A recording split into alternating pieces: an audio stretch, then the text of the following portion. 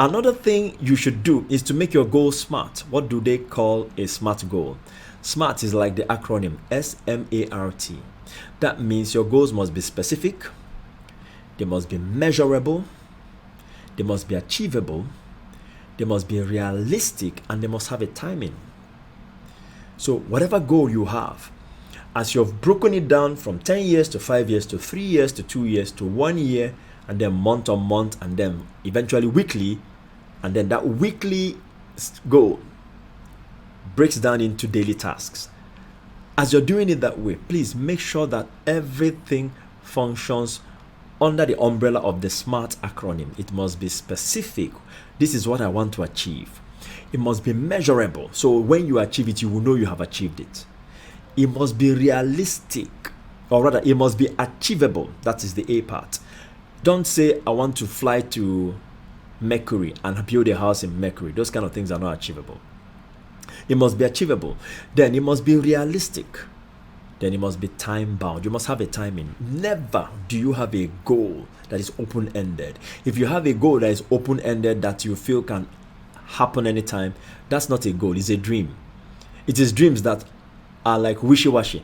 I wish one day I'll have 2 private jets and I'll build a house in the moon. Those are dreams. But if you say in the next 2 years, in the next 1 year, I would have finished a master's degree, that is a goal. It has to have a timing. Then the next thing you should do when it comes to setting couple goals is to have accountability. Have accountability. Get an accountability partner. Normally, your accountability partner should be your partner. So husband is accountable to wife is accountable to husband. As regards achieving the task you guys have broken down to achieve. Remember, you started with a 10-year plan, broke it down to a 5-year plan, a 3-year, a 2-year, as the case may be, a 1-year plan, then month on month. Some people do half a year, some people do quarterly. Then once you get that, do weekly. Have a weekly target. This is what we are going to achieve by 1 week in order to get to our goals. Then after that, have daily tasks. Each of those daily tasks lead up to achieving the weekly target.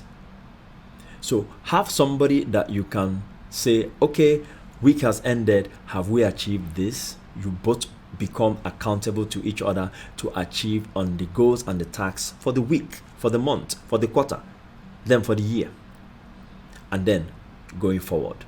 If 2 of you cannot do it effectively as husband and wife, you can get a 3rd person to hold the 2 of you accountable to achieving your goals. That's also valid.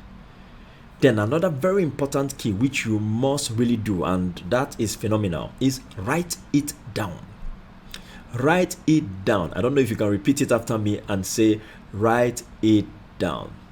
The reason is this: there's a way the brain functions. When you write something down, it's like you're concretizing it. This is the first stage of concretization of any dream or goal, writing it down. So when you write it down, it does 2 interesting things. Number 1, it concretizes it. Then the second thing it does, it gives you something like a vision board. Because anytime you wake up and you look at your goals, you're re-imprinting those goals in your mind. And somehow or the other, you're priming your body to begin to perform every single action in line with that which you have written down as your goal. It's a powerful approach. As simple as it sounds, do it. Write it down. Then when you finish writing down, paste it anywhere you will always see it. Have it in your diary, have it in your jotter, have it in your, on your walls and stuff like that. I by experience, I noticed that writing it down is different from typing it on your phone or on your tablet or on your computer. There's something about the writing process. The writing process tends to imprint it in your mind better.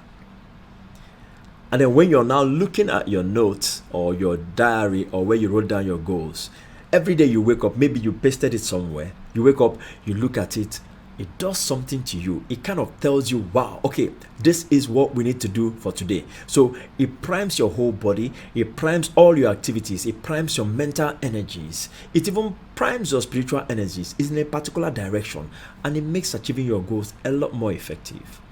And a final tip I'm going to give is pray and confess, or profess or affirm, however you want to do it, those goals every morning and every evening. So when you're done praying, as you're praying, pray about it. Pray about your goals you wrote down. Then when you're done praying, open your mouth and declare it. Confess it. Say it. I will achieve this and that in so and so time. I will achieve this and that in so and so time. Say it morning and evening, affirming it. Positive confessions. It works. The human being was made like God. God speaks and things are created. We are created like God. So when we speak, things also are created. The Bible says that life and death are in the power of the tongue. So your words have power. So speak your goals morning and evening. If you can speak it more frequently, better. As you're speaking it, you're creating it in the spiritual realm. And as you're taking actions in line with what you're saying and what you desire, you begin to force the creation that you have already done in the spiritual realm to start materializing physically. Things will just start aligning. Resources will start coming in. People will start coming in. And eventually you will see your dreams come to pass.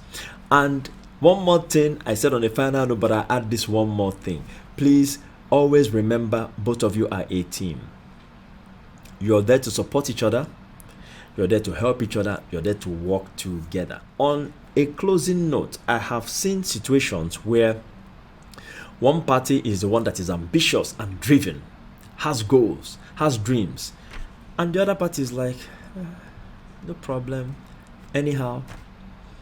Don't beat it. Don't criticize the person and, beat the person and say, you must have dream. How can you be goalless? How can you not have any plans? There are people who are just like, let's just be going. Everything is fine. There are people who are just relaxed and, carefree. You can still work with that. If your partner doesn't have any concretized dream, let your partner just agree with the one you have. And two of you can work together. So these are just ideas that I'm giving. You can check the particular context of your relationship and decide which one works for you. Thank you so much for watching up until now. Please make sure to subscribe to this channel. Success Mango is bringing you wisdom keys that will help you succeed in marriage, relationships, whatsoever it takes to help you succeed. That is what this channel is all about. So please subscribe and see you again in the next video.